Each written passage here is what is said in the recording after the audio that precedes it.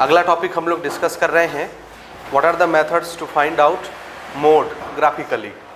Graphical method से mode निकालना, कैसे निकालेंगे, उसके लिए क्या क्या शर्त होनी चाहिए और कौन सा डाटा हमको दिया होना चाहिए जिससे हम लोग ग्राफिकली मोड कैलकुलेट करेंगे। ठीक है ना। हम लोग क्या कैलकुलेट करने जा रहे हैं, बोलिए, मोड। क्या चीज? Mode. What is the meaning of mode?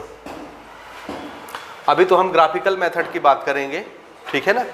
हालांकि ये हमको कैलकुलेट नहीं करना है अभी इस साल, ना ऐसा कोई क्वेश्चन आएगा, लेकिन एक मेथड आपको बताया जा रहा है कि हम मोड कैसे कैलकुलेट कर सकते हैं। ठीक है। अभी अभी हम क्या पढ़ के आ रहे हैं, बोलिए। अभी अभी हमने क्या स्टडी किया है? हिस्टोग्राम बनाना, फ्रीक्वेंसी पॉलीगॉन बनाना भी हम सीखेंगे। अभी अभी हमने हिस्टोग्राम बनाना सीखा। हिस्टोग्राम यानी रेक्टेंगुलर ग्राफ और बार ग्राफ, ठीक है ना, ये हमने बनाना सीखा। हिस्टोग्राम के जस्ट बाद हमको एक टॉपिक आ रहा है कि what are the graphical method to locate mode.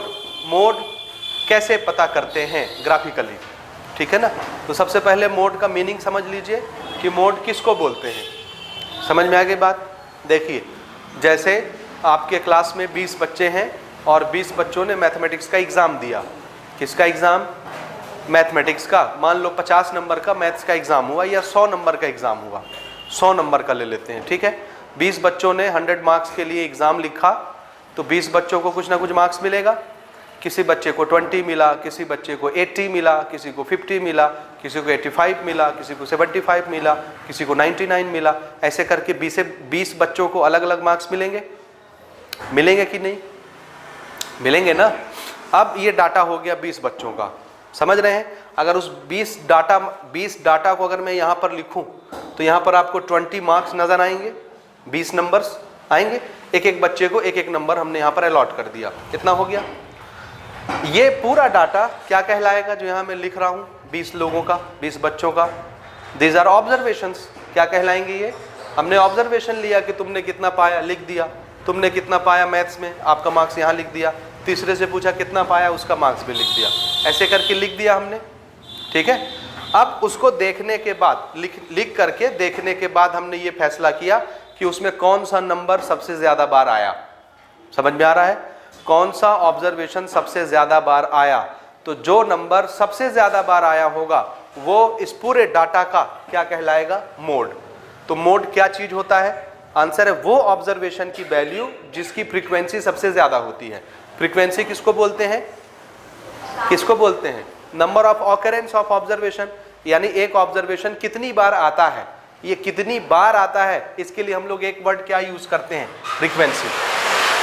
समझ में आ गई बात मेरी कि नहीं आई? आई। जैसे सिंपल सा एक एग्जांपल मैं आपको देता हूं। 10 बच्चे हैं, 10 नंबर का टेस्ट हो रहा है, ठीक है।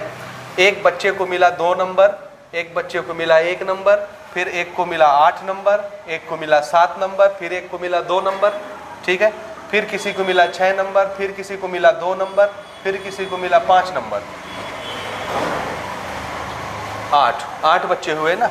फिर किसी को मिला 7 नंबर, फिर किसी को मिला 2 नंबर। कितने बच्चों का हो गया? 10। 1 2 3 4 5 6 7 8 9 10। 10 बच्चों का नंबर समझ में आया?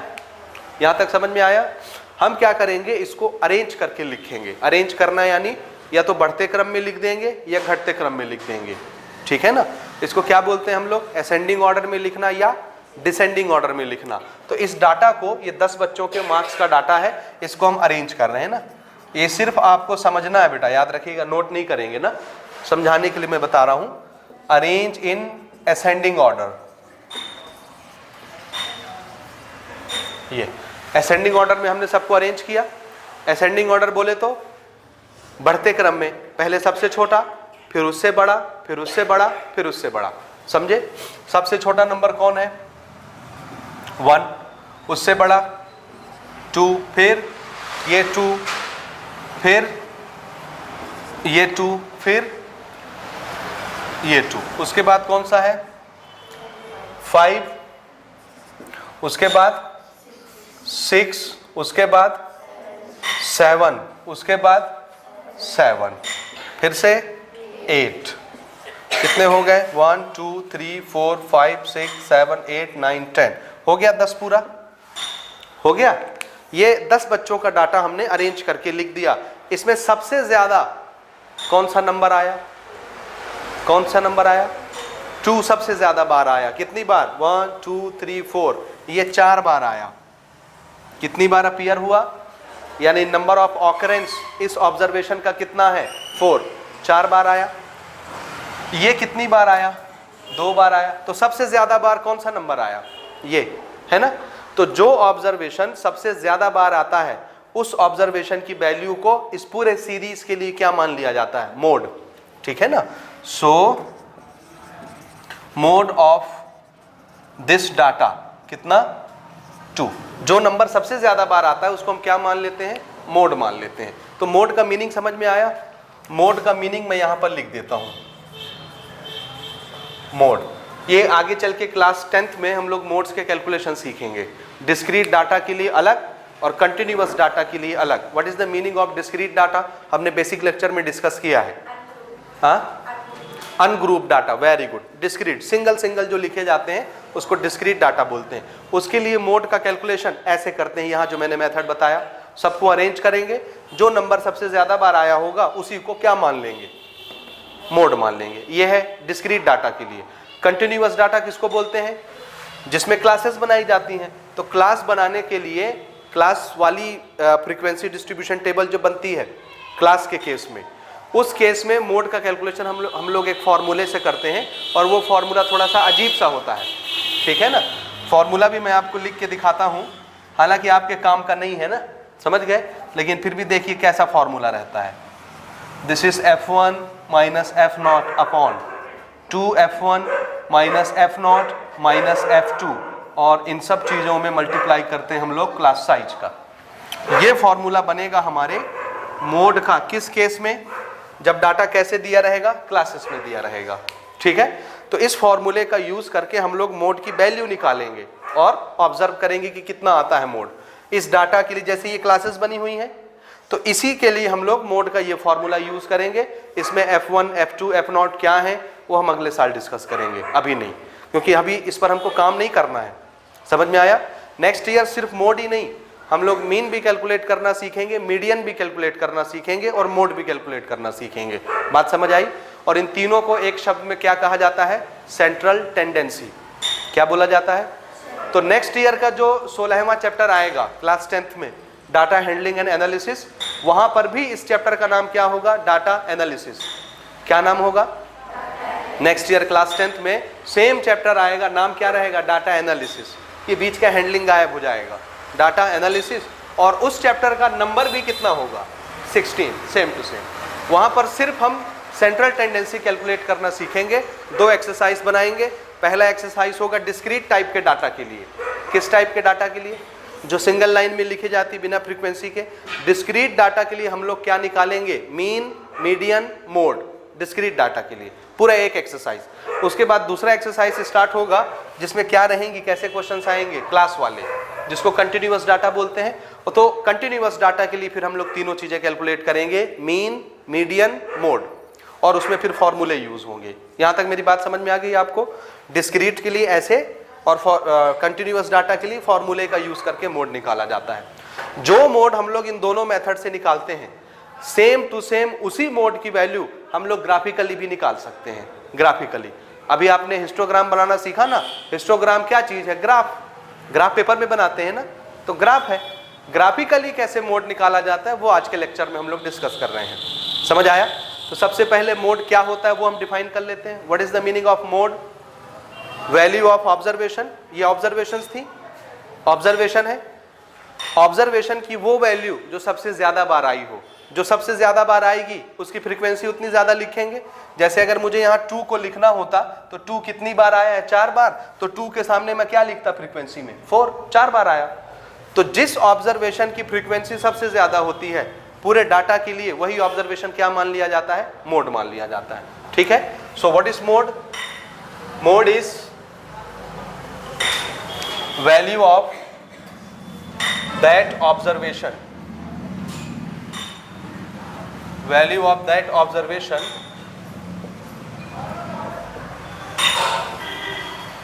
whose frequency is maximum, या value of that observation which has maximum frequency, या जो सबसे ज्यादा बार आया हो, number of appearance जिसका ज्यादा हो, which has maximum frequencies. ठीक है, या ये समझ में आ रहा है? मैक्सिमम फ्रीक्वेंसी लिख दे रहे से, जिसकी फ्रीक्वेंसी ज्यादा मतलब जो सबसे ज्यादा बार आया होगा। जैसे ये सबसे ज्यादा बार आया तो हम बोलेंगे इसकी फ्रीक्वेंसी सबसे ज्यादा है। बात समझ गए? ठीक, इसको मिटा दूं मैं, ये हमारे काम का नहीं है ना, इसलिए मैं मिटा रहा हूं। तो मोड निकालने की ये दो मेथड समझ में आए। हम लोग यहां पर जो सीखेंगे वो कैसे सीखेंगे?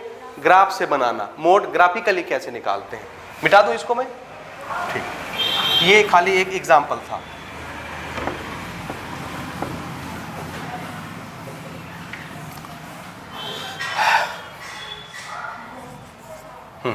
Value of that observation which has maximum frequency, जो सबसे ज्यादा बार आए, ठीक है ना, उसको हम क्या बोलते हैं? मोड बोलते हैं। ठीक है, आज हम लोग ग्राफिकली सीखेंगे कि मोड कैसे निकाला जाता है। ठीक है, इधर ध्यान दो। तो ग्राफिकली मोड निकालने के लिए कुछ शर्तें हैं, ठीक है ना।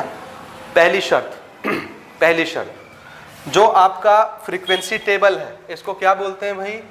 Frequency distribution table. शॉर्टकट में आप इसको फ्रीक्वेंसी टेबल भी बोल सकते हैं। फ्रीक्वेंसी डिस्ट्रीब्यूशन टेबल को शॉर्टकट में फ्रीक्वेंसी टेबल। आपकी फ्रीक्वेंसी टेबल में जो क्लासेस बने हुए हैं वो क्लासेस किस नेचर के होने चाहिए? तो नंबर 1 कंडीशन, एक्सक्लूसिव क्लास होनी चाहिए। पहली शर्त क्या? हाँ ठीक है ना, यहां पर मैं कंडीशन नोट कर रहा हूं, conditions to locate mode.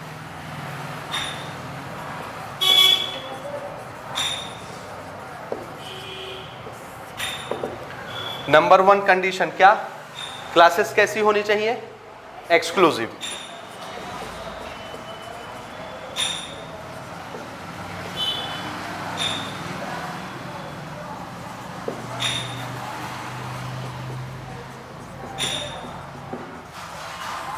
Exclusive classes should be exclusive. समझ में आ रहा है? अगर इंक्लूसिव क्लासेस हैं तो उसको क्या करना पड़ेगा? सबसे पहले चेंज करके किस में बदलेंगे हम? एक्सक्लूसिव में बदलेंगे। बात समझ गए? तो हमारी क्लासेस एक्सक्लूसिव टाइप की होनी चाहिए। ठीक बात? ठीक है, समझ गए कि नहीं समझे? ठीक। उसके बाद मोड निकालने के लिए हमको इसका क्या बनाना पड़ेगा? सबसे पहले हिस्टोग्राम। क्या बनाना है? हाँ, हिस्टोग्राम पहले बनाना पड़ेगा। हिस्टोग्राम से फिर हम लोग क्या बनाएंगे? हाँ, condition to locate mode, classes should be exclusive, और फिर क्या करना है? Draw a histogram graph. Histogram graph हमको बनाना है। समझ गए? समझ गए ना? फिर से एक चीज और, जब ये एक्सक्लूसिव टाइप की क्लासेस होंगी तो हर क्लास में एक जैसा क्लास इंटरवल होना चाहिए। क्लास इंटरवल मतलब समझ रहे हैं ना? Upper limit minus lower limit कितना है यहाँ? 10। तो इसका क्लास इंटरवल या क्लास साइज कितना मानेंगे? 10। यहाँ पर भी क्लास इंटरवल 10 होना चाहिए। 10 10 10। हर जगह क्लास इंटरवल कैसा होना चाहिए? Same. Classes should be exclusive with same class interval. ये भी नोट कर लीजिए, सेम क्लास इंटरवल। ठीक है, उसके बाद हमको एक हिस्टोग्राम बनाना है। बात समझ गए? ठीक है। मोड किसको बोलते हैं? समझ में आया? जो डाटा सबसे ज्यादा बार आता है उसको, उस डाटा के लिए, उस सीरीज के लिए मोड मान लेते हैं। ठीक बात? आप कैसे बनाएंगे वो देखिए ना। सबसे पहले ये टेबल है हमारे पास, इस टेबल का हिस्टोग्राम बना सकते हैं। आप बना सकते हैं कि नहीं? हिस्टोग्राम कैसे बनाते हैं? एक हम कोऑर्डिनेट बनाते हैं, एक्स और वाई एक्सिस। एक्स एक्सिस में क्या लेना है? इंडिपेंडेंट डाटा क्लासेस, और वाई एक्सिस में क्या लेते हैं? फ्रीक्वेंसी। बात समझ रहे हैं आप? समझे कि नहीं? उसके बाद हम हिस्टोग्राम कैसे बनाते हैं? रेक्टेंगुलर शेप में ग्राफ बना देंगे, हिस्टोग्राम बन जाएगा। ठीक बात? जरा बना के देखते हैं ना। ये है मेरा एक्स एक्सिस और ये है वाई एक्सिस। वाई एक्सिस में किसको रखना है? फ्रीक्वेंसी। ठीक है। एक्स एक्सिस में हम किसको रखेंगे? क्लास, जिस चीज का भी ये डाटा है उस चीज का क्लास। ठीक है, ठीक है, पहले देख लो फिर आराम से बनाना ना, हड़बड़ाइए नहीं, आराम से देखिए फिर आराम से बनाइए। ये हो गया। क्लासेस देखिए कैसी हैं, इंटरवल कितने कितने का है? हाँ, इंटरवल सेम होना चाहिए, याद रखिए ना। मोड खोजने के लिए exclusive classes with same interval होना चाहिए हर क्लास का, ठीक बात। 10 की क्लासेस है तो हम यहाँ पर बना लेते हैं। कहाँ तक जाना है मुझे? 10 से 60 तक, ठीक है। This is 0, 10, 20, 30, 40, 50, 60। This is x axis, ठीक है ना।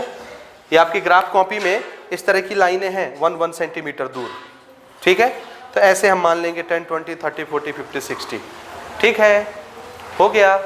फ्रीक्वेंसी देखो कहाँ से स्टार्ट होती है, मिनिमम 1 से, और मैक्सिमम कहाँ तक जाती है? मैक्सिमम वैल्यू 7, ठीक है। तो यहाँ पर देखिए दिस इज 1, 1 सेंटीमीटर को 1, 2, 3, 4, 5, 6, 7, ठीक है, हो गया, बोलो, ठीक है ना। अब आपकी ग्राफ कॉपी में ऐसी भी लाइनें होती हैं 1-1 सेंटीमीटर के डिस्टेंस पर, इस तरह की, ठीक है ना। हर जगह स्क्वायर्स आपको दिखते हैं ग्राफ कॉपी में। हो गया भाई, इधर देखो, आराम से बनाना, इतना इमरजेंसी क्या है? थोड़ा सा धैर्य रखो, रुक जाओ ना भाई, रुक जाइए, मैं बोल रहा हूँ, ध्यान से देखिए फिर बनाइएगा, ठीक है, ठहर जाइए। ये हो गया ना। अब हिस्टोग्राम अभी अभी हम बनाना सीख के आ रहे हैं, तो आपसे बन जाएगा हिस्टोग्राम बनाना। देखिए, क्लास इंटरवल 0 से 10 की हाइट कितनी होनी चाहिए? 3 यानी ये फ्रीक्वेंसी, हाइट फ्रीक्वेंसी को दिखाती है, तो 3। 0 से 10 हाइट कितनी होगी? ये, ठीक है, बन जाएगा आपसे ये बन गया पहला, ठीक है ना। ऐसा ही बनेगा आपका, सीधा सीधा बनेगा अगर मेरा टेढ़ा मेढ़ा बनता है तो। 10 से 20 वाले इंटरवल की हाइट कितनी होगी? 5। This is 10 to 20। इस रेक्टेंगल की हाइट कितनी ले जानी है हमको? 5, यहां तक, ठीक है। ये आ गए हम 5 तक, और ये ऐसे, दिस इज 10 to 20। सीधा सीधा आप बनाएंगे, ठीक है।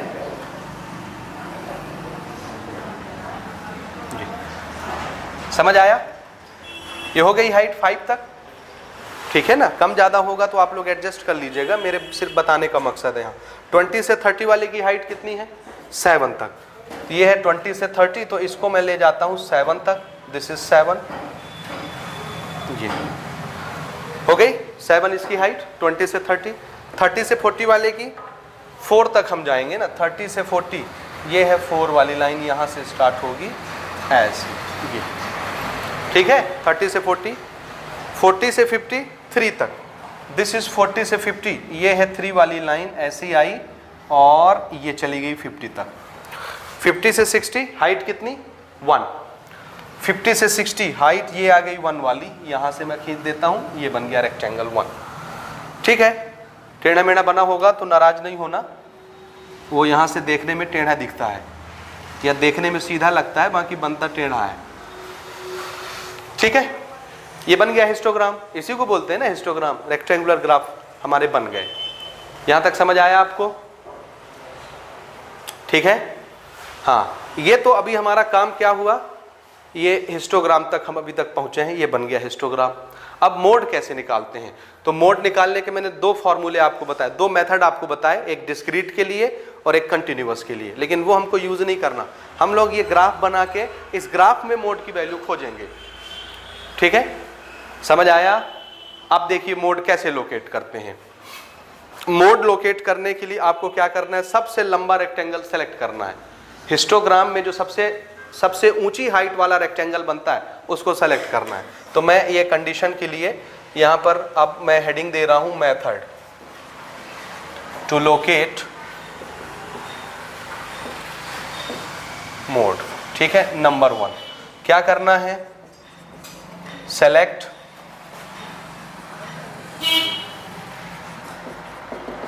रेक्टेंगल विथ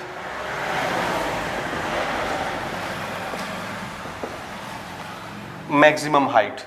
जिस रेक्टेंगल की हाइट सबसे ज्यादा है उस रेक्टेंगल को चुन लीजिए। तो कौन से रेक्टेंगल की हाइट सबसे ज्यादा है, कौन से क्लास इंटरवल वाले रेक्टेंगल की हाइट सबसे ज्यादा है? बोलिए। 20 से 30 इंटरवल वाले रेक्टेंगल की हाइट सबसे ज्यादा है। सेलेक्ट कर लिए, हो गया ना? दिख समझ में आ रहा है sentence? Select rectangle with maximum height, जिस रेक्टेंगल की हाइट सबसे ज्यादा है उसको आप सेलेक्ट कर लीजिए। कर लिए सेलेक्ट? बोलते जाओ। कर लिए? ठीक, ये सेलेक्ट हो गया। उसके बाद हम क्या करेंगे थोड़ा सा समझिएगा ना, देखिए इसके बाद क्या करना है, ठीक है? इसके बाद हम करेंगे ये जो सबसे ऊंचा रेक्टेंगल आपने चुना है, इधर देखो भाई, तब समझ आएगा, नहीं फिर आप कंफ्यूज होंगे। मैं बार बार कह रहा हूं, इधर ध्यान दीजिए, मत लिखो ना मेरे भाई, वो मिटेगा नहीं, आप आराम से लिखना। मेरे बनाने के बाद आराम से बनाना, पहले देख के समझ तो लो कैसे बना रहा हूं मैं, ठीक है? हाँ, आप बिल्कुल नहीं लिखेंगे, आप बिल्कुल, मैं मना करते ही जा रहा हूं, आप लिखते ही जा रहे हैं। इतना क्या इमरजेंसी है भाई, ठीक है ना? जिस रेक्टेंगल को आपने चुना है सबसे ज्यादा हाइट वाले, उसकी टॉप पर आइए। ये टॉप हो गया, टॉप हो गया। इसके दो कॉर्नर हैं, एक ये लेफ्ट वाला कॉर्नर टॉप का, एक ये राइट वाला कॉर्नर टॉप का। दिख रहा है? ये लेफ्ट वाला टॉप का कॉर्नर और ये राइट वाला टॉप का कॉर्नर, राइट और इधर लेफ्ट। समझ आया? आया? अच्छा, इसके एक इधर वाला रेक्टेंगल और इसके एक उधर वाला रेक्टेंगल, अगल बगल के दो रेक्टेंगल दिखे? जैसे इसके इधर वाला रेक्टेंगल हमने देखा, इसका जो टॉप है, टॉप का ये वाला कॉर्नर बड़े वाले रेक्टेंगल के उधर वाले कॉर्नर को, इसके टॉप के राइट वाले कॉर्नर को इसके पहले जो रेक्टेंगल है उसके राइट वाले कॉर्नर से मिला देंगे। समझे? तो स्केल पटरी रख के इस पॉइंट को, इस कॉर्नर को और इस कॉर्नर को मिलाते हुए आप एक सीधी लाइन ऐसे खींचेंगे, सीधी। ये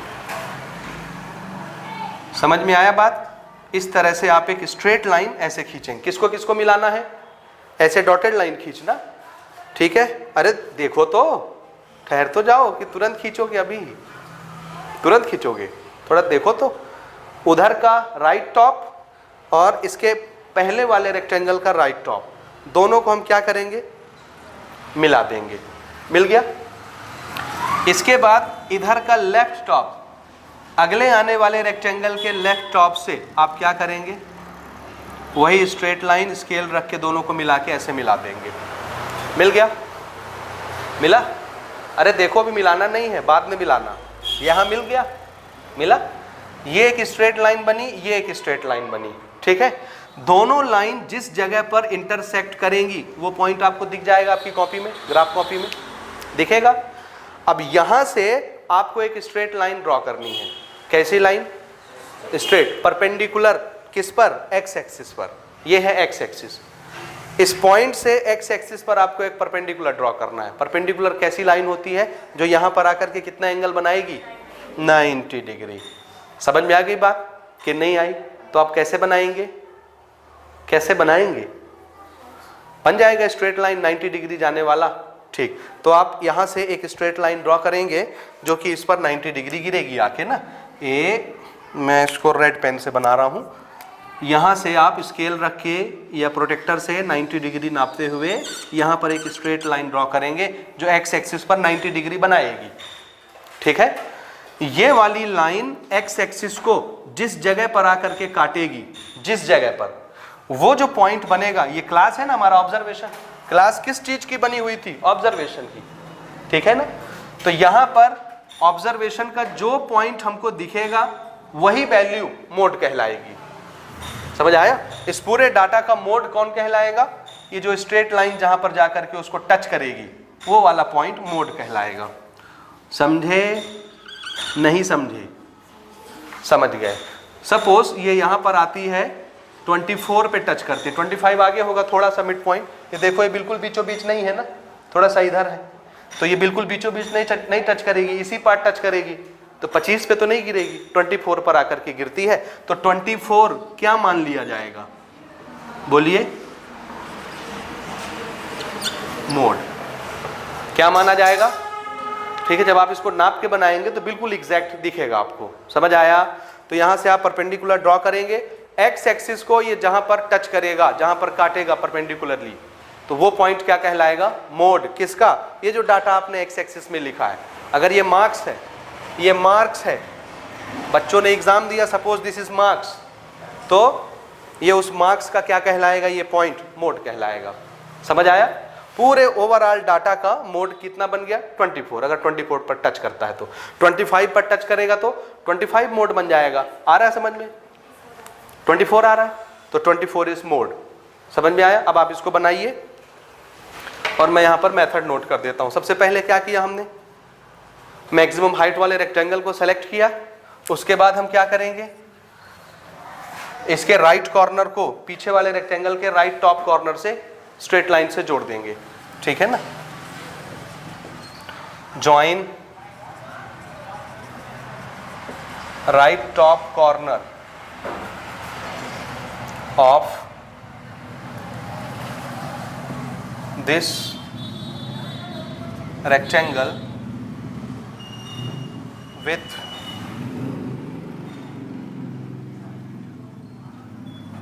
right top corner of previous rectangle। ठीक है? उसके बाद इसके लेफ्ट राइट कॉर्नर को अगले रेक्टेंगल के लेफ्ट राइट कॉर्नर से ज्वाइन करना है।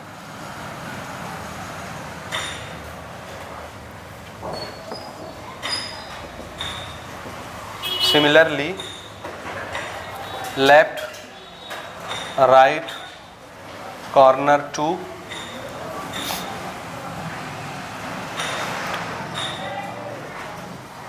left right corner of next rectangle। ठीक है? ठीक है? तो दोनों एक दूसरे को इंटरसेक्ट करेंगे। Through intersecting point draw a perpendicular on X axis. चौथा point, through point of intersection, point of intersection draw perpendicular,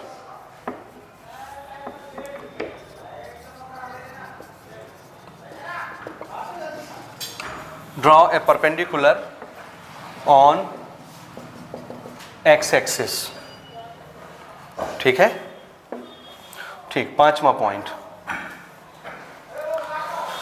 the point on X axis where line incident और टच और cut is known as, is treated as mode of the data. ठीक है ना?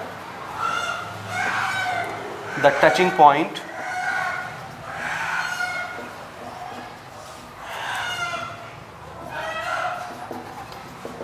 on x-axis is called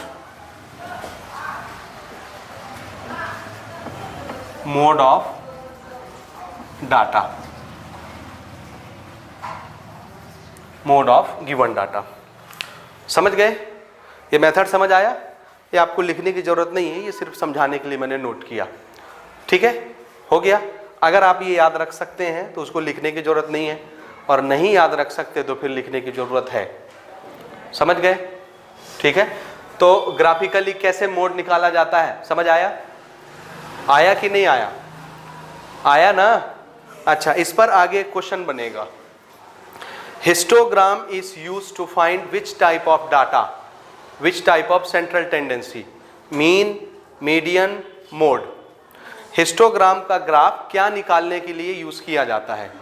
हमने क्या निकाला? Mode निकाला। तो इसको आप नोट कर लीजिए, नोट करिए, छोटा सा नोट मारिए और इसको लिखिए। आगे ये क्वेश्चन आएगा एमसीक्यूज में 1 मार्क्स के लिए। ठीक है? Histogram graph is used to find, किस लिए यूज किया जाता है बोलिए? क्या पता करने के लिए? हिस्टोग्राम वाला ग्राफ क्या पता करने के लिए यूज किया जाता है? मोड। याद रहेगा कि नहीं रहेगा? बोलिए, रहेगा ना? आगे ये क्वेश्चन आएगा तो आप जवाब दे लेंगे। बोलिए, एक्सरसाइज में आएगा, आप ये जवाब देंगे उस समय। हो गया? ये है मोड निकालने का तरीका। किस मेथड से? Graphical method. फॉर्मूला मेथड अलग चीज़ है ना, वो आप नेक्स्ट ईयर पढ़ेंगे। हो गया, ये नोट कर लें आप।